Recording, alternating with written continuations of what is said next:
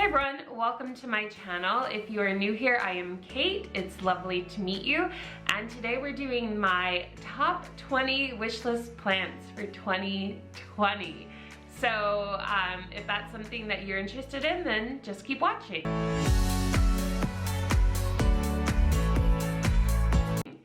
All right, you guys, so I've seen a few other YouTubers do this and I thought that it would be a fun way to kick off the new year. So narrowing it down to 20 though was harder than I thought. So almost everything on here is a plant, and then there's one thing that is not a plant that I want for 2020. So let's get into this wish list. Number one, which probably is not really a surprise, I think this is at the top of many people's list, is the Joya Paulinea. So this is the fishtail Hoya, and I am not a Hoya head by any means, but this Hoya, oh my gosh, I'm obsessed with it. So first off, as the leaves form, they look like little fish tails, and they hang over this pot, whatever pot you put it in, and they've got this beautiful veining on them, and I just am absolutely obsessed with this plant. It is so pretty. The reason I don't have this plant yet is I can only find it on Etsy, and we all know how Etsy goes, right? So you're getting like just a tiny little cutting and it's upwards of $100. So if you have any tips on where to find this plant at a more reasonable price, please let me know down in the comments, because I really feel like this plant needs to be in my home. Okay, number two is the Philodendron Melanism. I am obsessed with this plant. I first saw it on Pinterest a while back, and it was, they were calling it the black gold philodendron. So I was immediately interested because gold is my favorite color, but I have a very small home, and so I just don't know where I would put it. But I do know it is a vining plant, so it can trellis. And I have some ideas for trellising here at my house. So this is at the top of my wish list. It's one of my top 3 plants, and I just love the look of it. I think it's velvety, I'm not sure, but I feel like it's a velvety plant, and it just has like a really simple pattern. And I'm an artist, if you didn't know. I'm an artist, and I absolutely love patterns on plants.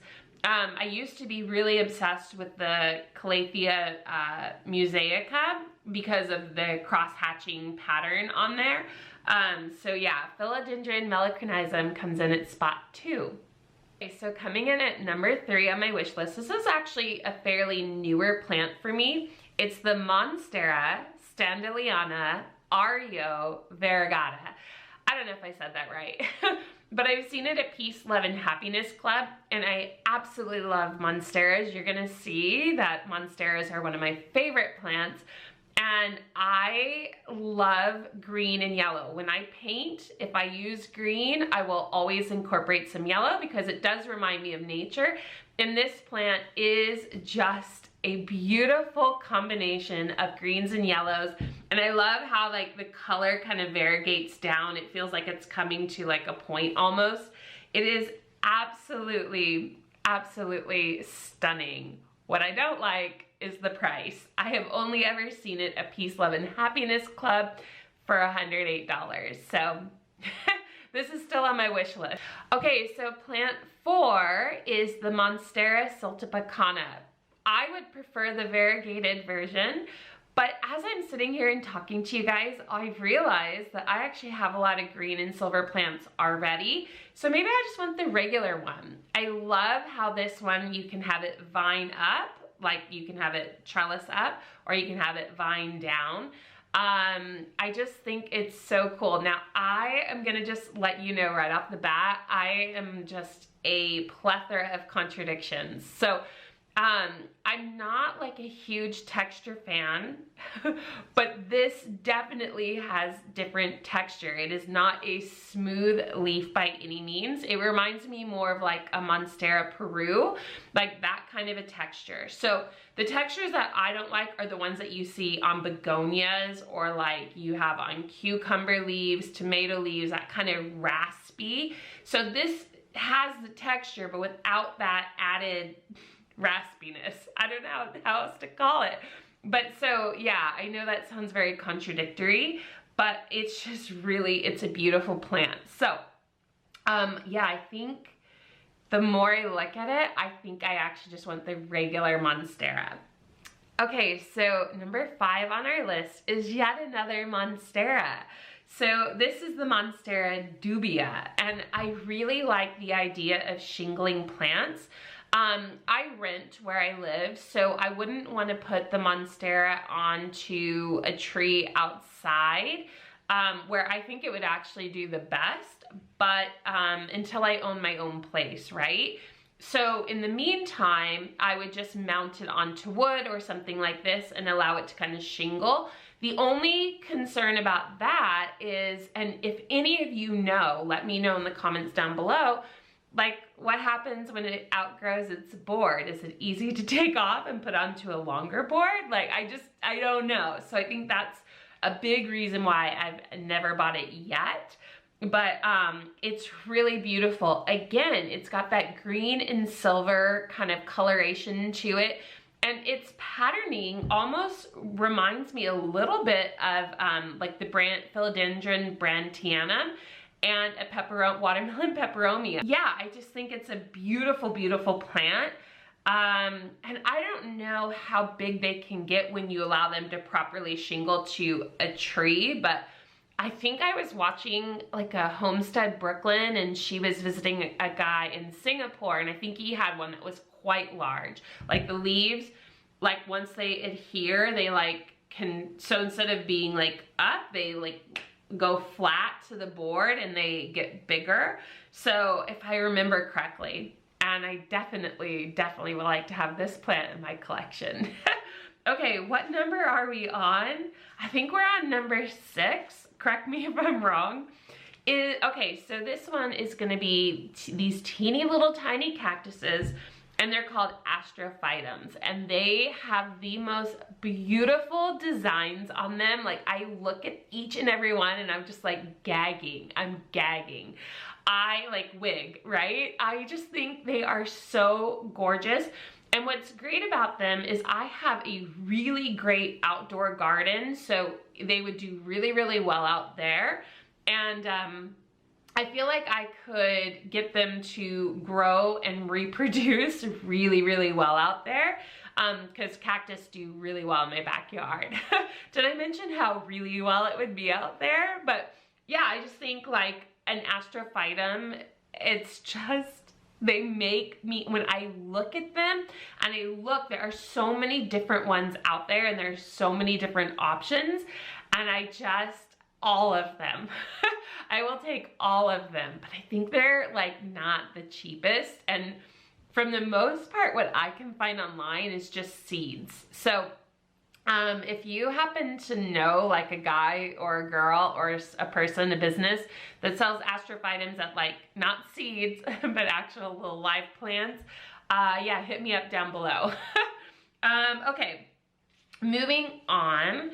And I am not 100% sure how to pronounce this name, but we are on to number 7. I want to say, like, I know I've said it for all the others, but I'm obsessed with this plant. So I think it's called a Humipersia.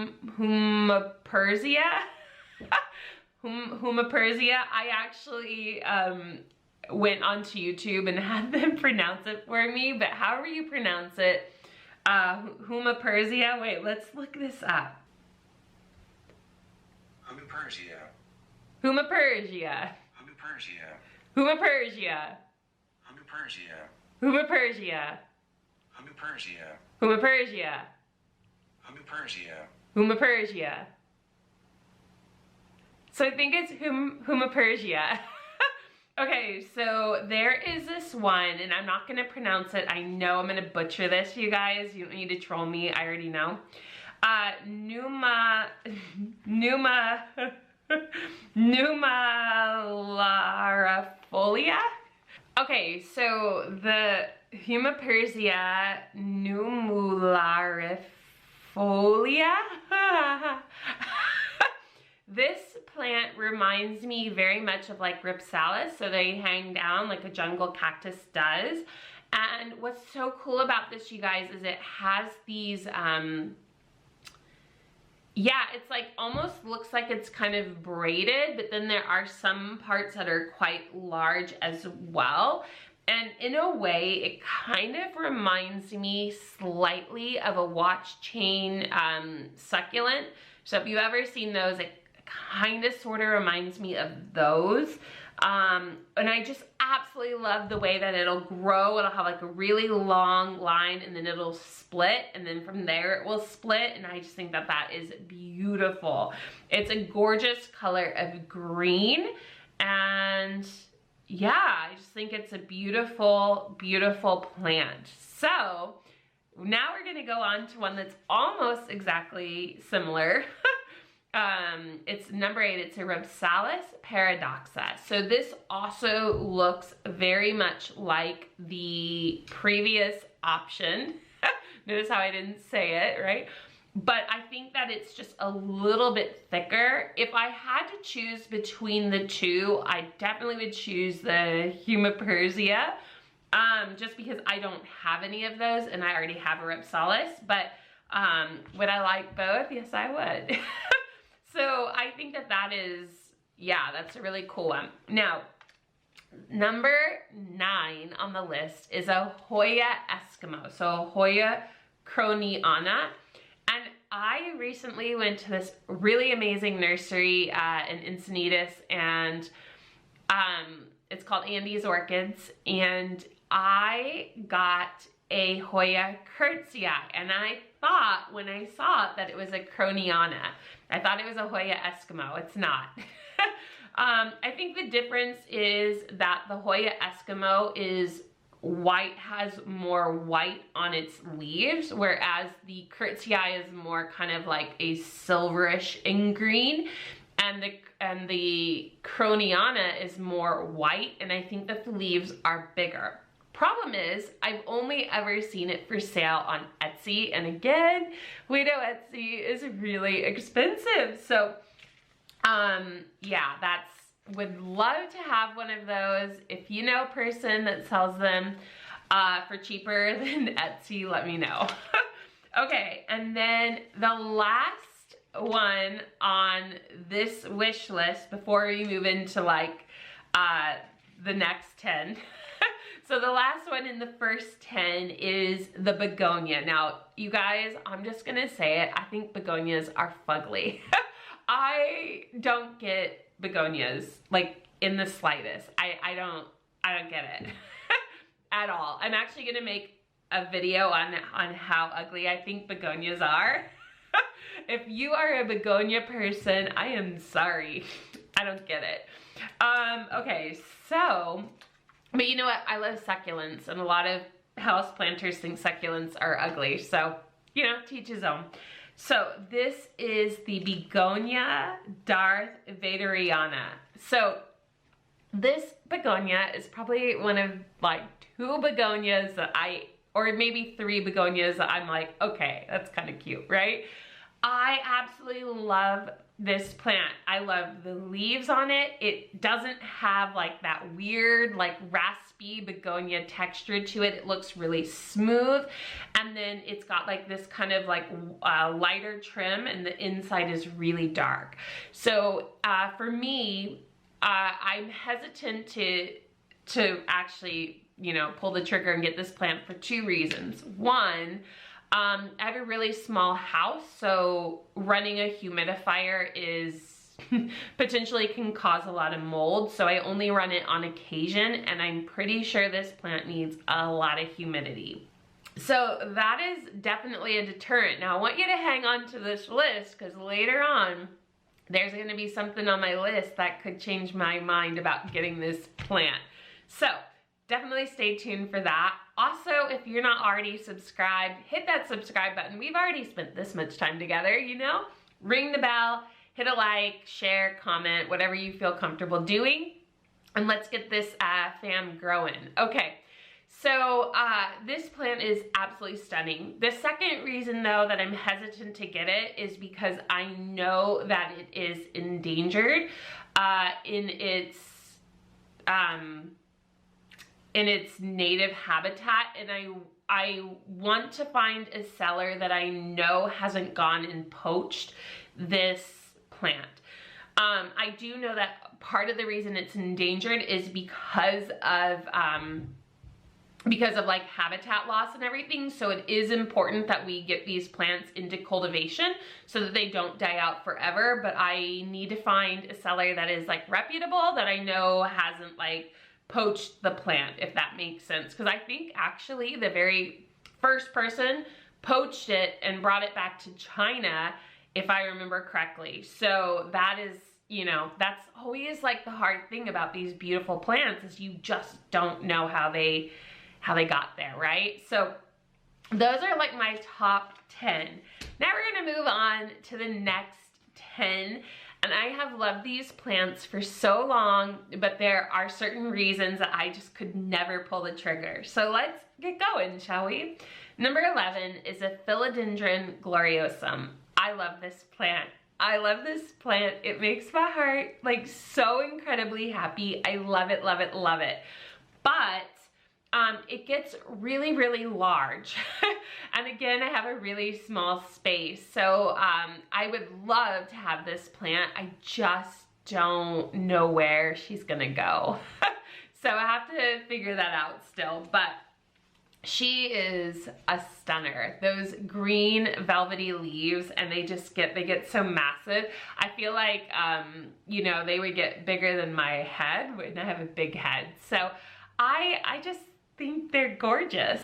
All right, so the next plant on our list is plant 12, and I'm not sure if it's two separate plants. I've seen it called the Alocasia scalfrum, and I've seen it called the Alocasia Mallow. So the scalfrum is green, and it looks like it has a narrower but longer leaf, while the mallow looks to be wider and shorter. One is green, one is purple. I'm kind of thinking they're different plants now. But if I had to choose between the two, I would definitely go with the mallow.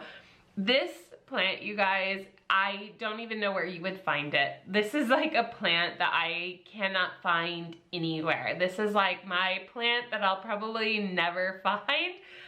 No, I'm gonna think positive. I'm gonna find it one day. So like all alocasias, it has very similar patterning. You know, it's got the line down the middle, and then it's broken up into the parts, just like the Friedeck, like the Poly, like the Amazonica. So all of those, I think, are very similar in alocasias. Where this one is different is, number one, it's purple. Now, I don't know if this is a catfish kind of a picture, right? Like, is it really purple? But it looks beautiful. And inside, like, each little, like, let's call it a compartment, there is such intricate textures and designs. Like, it is beautiful. Now, again, I'm not a major texture person, but this one, it's not like that. It doesn't look like it has that raspy kind of feel to it. It just looks like it has the textures. Now, I could be totally wrong, but it is just like, who made this plant? Where are you in my life? You know, even if I never ever could see like this plant in my own collection, like if I could see it in the wild, are you kidding? Oh, this thing it's just stunning. But then, like, as I scroll down further, some of them look green. So maybe it is the same plant. I just don't know. Okay, so plant 13 is actually a Syngonium, and this is the Variegated Arrowhead vine. It's the Syngonium Podophyllum albovariegatum. I don't know who comes up with these names, but I love this plant dearly, and I just think that it is a beautiful version of an arrowhead vine. I know that most of you have arrowhead vines, but this one speaks to my heart, and maybe it's because of the white variegation. I really don't like the pink one very much. I've been tempted to buy like just like the regular ones, but I absolutely love, like, some leaves are just straight up like pretty much all white, which we know is an issue, right? Because then they just like burn up and like wilt away. And some are like half white, half green, but the ones that I really, actually, I think those are my favorite ones, but I also really appreciate the marbling on the other ones. I think the reason I've never bought this is like I cannot keep an Enjoy alive to save my life, and so this kind of scares me a little bit, in all honesty. But okay, so the 14th plant on our list is the Monstera Chiana Variegata. Wow, that's tough to say.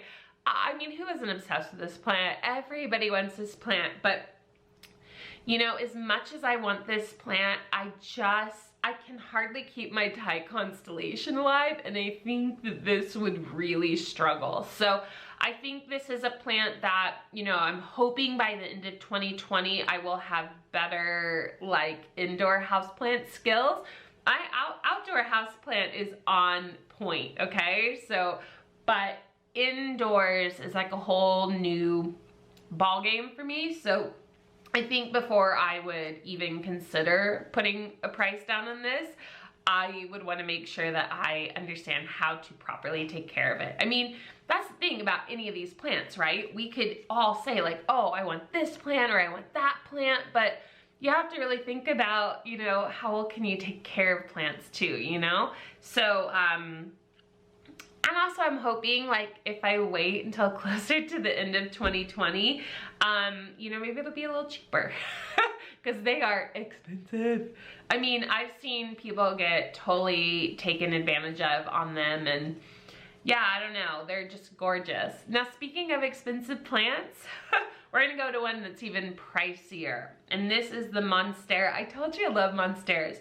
Monstera Variegata. This plant is, I don't think I could ever afford this plant. I mean, I would probably have to give up a kidney to afford this plant, you guys. This is such a beautiful plant, and I have to tell you, I was not a Monstera Adansonii fan. Like, sorry, Sharina, that's like her plant, right?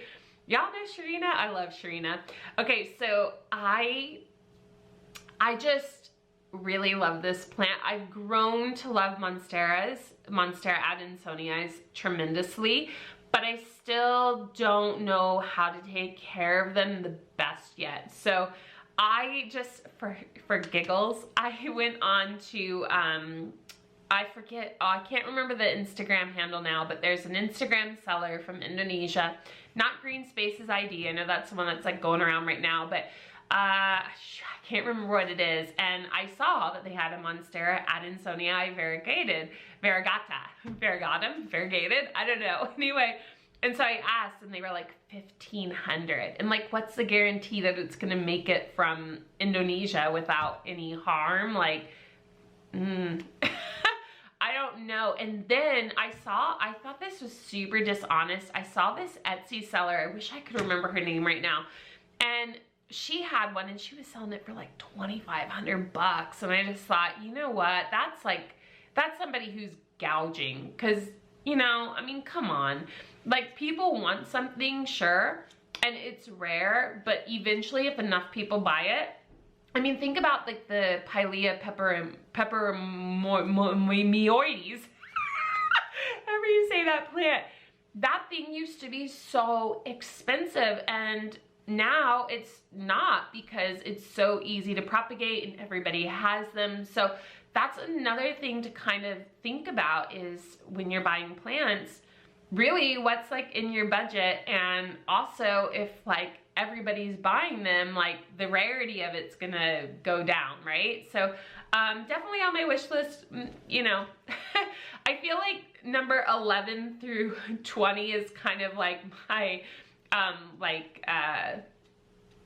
my dream list, right? Like there's my reality wish list, like the first 10, and then the like, this is probably not gonna happen, but I would love to have them, right? Like, does anybody else do that where you just like put plants you know you can't really afford or you don't have the room for? Or is it just me? Okay, 16, I would be happy with either of these plants, and because they are so darn similar, I'm just gonna put both of them in here. So I would love the Calathea orbifolia or the Calathea fasciata. So both of these are gorgeous. They are pretty much, I don't wanna say identical, but very, very similar in their patterning. The difference is that one has more of like a white-ish aspect to it, where the other is more of like a gray darker. So one looks like it's almost like the pattern's popping out, and the other looks like the pattern is like within, if that makes any sort of sense. But either one of these plants I would love. I know that they're both like, well, I don't know about the fasciata, but I know the orbifolia is like a massive diva. So I think, yeah, I think that like would be definitely something, if I can figure out the humidity and give it the proper kind of a home, definitely would be on my list. Okay, so remember I said I hate begonias because I think they're fugly? Yeah, this is another begonia. This is the Begonia Metallic Blue. I actually saw Kaylee Ellen talking about this, and I think that on its normal day to day, it probably looks just very green, but in low light or with like, in low light and if you flash a light on it, like in the right conditions, the leaves look metallic blue. It is from Borneo, so again, I have that hesitation about, is it being poached for sale, or is it something that somebody has had in cultivation, you know, and it's coming from that versus being stolen from its home, if that makes sense. So I think this plant is gorgeous. I love the leaf structure on it. I love that it looks metallic blue. It doesn't feel like I shouldn't say it doesn't feel like, I can't feel it, right? But it doesn't look like it feels raspy. It looks like the leaves are pretty smooth, maybe a little crinkled. And yeah, I think this plant is beautiful. There's another one, Begonia pavona, that also in the right conditions will like light up blue. But yeah, so that's definitely on like my list of like maybe begonias. And I'm gonna tell you why I'm hesitant on some of these like high humidity plants until we get to the very last one. Okay, so number 18 is a plant that I saw. It's an orchid, and I need to do a little more research on this plant, but it's called a Gongura Horiciana. A Gongura Horiciana. This orchid is so stinking cool, you guys. So when it blooms, it looks like there are little hummingbirds on the stem, like almost like they're sucking the, like hummingbirds do, like they're feeding, right? It is so pretty. Now, the picture I saw was on Flickr, and some of the pictures I saw online, like they look similar, but not, you know, exactly the same. So I'm kind of on the fence about this one, but you guys, if anybody has this plant or you've ever seen one in person, you have got to leave me a comment down below. I have got to know about this plant, okay? So is it worth it? Is it a diva? Is it difficult? What are its light requirements? Do the little flowers really look like hummingbirds? Please let me know down below. I would really, really appreciate that. So we are coming into our final two. If you are still here, you are a rock star. Thank you. I don't know how at this point you could give up, right? Like you probably have got to want to see all 20. So this next one, number 19, is a cactus actually, and it is the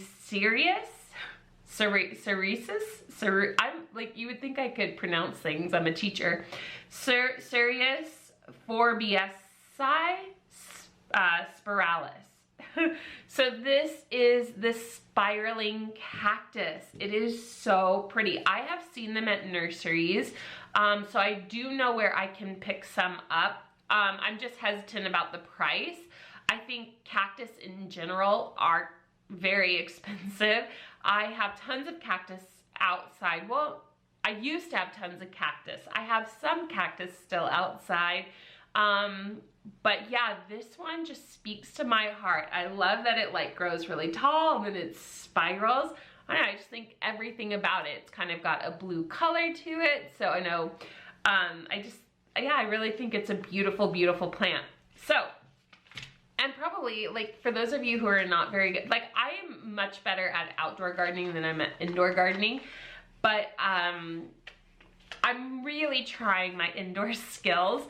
I actually did a video a while ago. It was called Rescuing My Maranta, and I was just like talking. I wasn't like saying, you know, anything like, hey, this is true or this is untrue or whatever. And like I actually deleted the comment just because, not that like comments affect me, and you're probably thinking, yeah, right, then why are you talking about it? I just think it's kind of funny. So this person wrote on there like, this is rife with misinformation, and then they like put the face palm. And I never once said that what I was saying was truthful or not truthful. I was looking at the plant and it looked like it had not a tuber, but like a little water packet. And I know that some plants will do that. Like I have this really beautiful plant, and then it has like a little water sac. Now I'm not saying my Maranta has a water sac or anything like that, but it sure looked like it, so I don't know. But anyway, I thought that was funny that they were like so upset about that. You know, like when I'm doing repotting videos, I'm just talking and like thinking out loud. So anyway, if you wanna go check that out, the comment's not there anymore, but you can go see that video. I will link it for you, or try to remember. So anyway, and the very, very last thing, which is not a plant, and if I get this, then the high humidity plants on this list would be something that I would be then considering to get. And it is a bio orb or a vivarium, something like that. I really, really would love that. I would love to have one in my bedroom because my bedroom is north facing windows. So it's really, really dark in there. And I just feel like I have some plants that if I could put them in a bio orb, they would be so excited. They would be so, so happy. So anyway, that is my top 20 for 2020. And if you also had one that was on my list, let me know which one, and we can like, we can fangirl over the plant together. Or if you have one that is not on my list, like let me know so I can go look at it, because maybe I need that. Maybe that's my 21st plant for 2021. Anyway, you guys, I hope you enjoyed this video. It's the new year. As I'm filming this, it's New Year's Eve, but this will be up probably around like either late on the 1st or midday on the 2nd. So I hope you enjoyed it, and I will see you guys soon. Bye.